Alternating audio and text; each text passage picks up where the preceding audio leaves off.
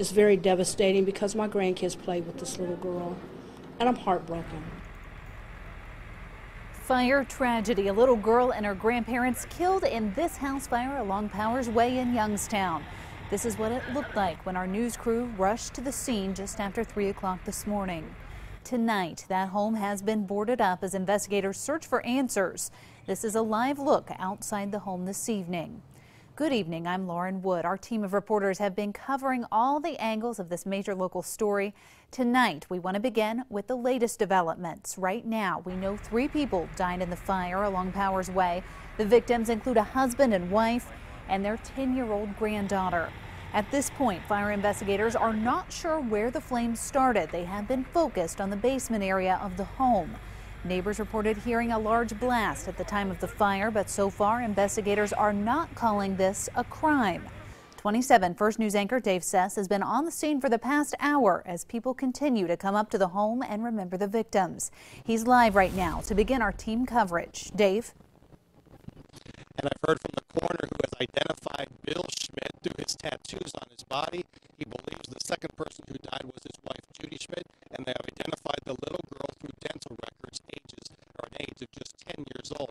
Now, the house is behind me here on Powers Way. That's where the fire started early this morning. I talked to the neighbor who lives right next door. He was working in Warren today, just came down this afternoon. It was the first he had heard of it, his first chance to talk with me about his neighbors his little girls had played with as well. Let's start, though, with this fire, which started early this morning as all the 911 calls came in. Here's what happened.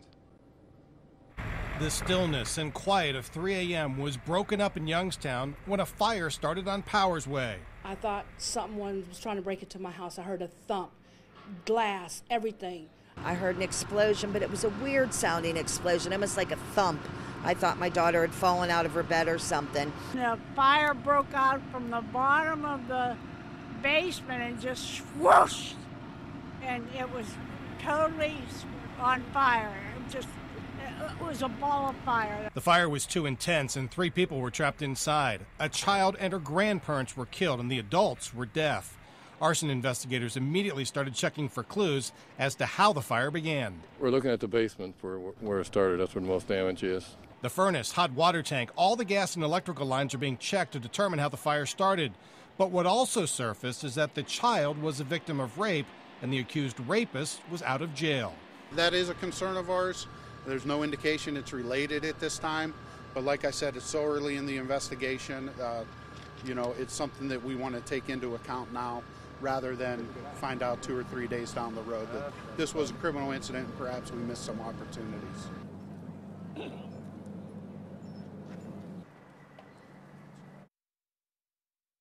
Went to the basement. That's where the fire started, with investigators wanting to check the furnace, the hot water tank, plus all the gas and electrical lines. Now, WKBN has also been working to find out what type of smoke detectors may have been in the home since those adults were deaf. Now, this fire tragedy has already affected so many people that live in this tight-knit community. 27 First News reporter Greta Mitterreader talked with neighbors who knew the victims. Since they were 3 years old, how long friends? Wilson High School together. Ricky Bloom graduated high school in 1971 with both Bill and Judy Schmidt, who were also hearing impaired. Bill's sister, Connie Glozier, says he was deaf from birth. Judy was not deaf from birth. She went deaf as an infant from a high fever. Bloom says Bill worked for AT&T for 35 years, but was ready to enjoy retirement. Yeah. He looked forward to moving to Pennsylvania to the cabin where he liked to hunt and fish after they got things straightened around with their granddaughter. What the Schmidts had to straighten out, their 10-year-old granddaughter was supposed to testify against the man accused of raping her.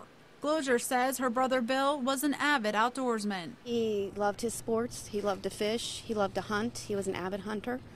He had trophies, stuffed deer all over his living room wall. Ricky shook his head in disbelief while standing outside his friend's home.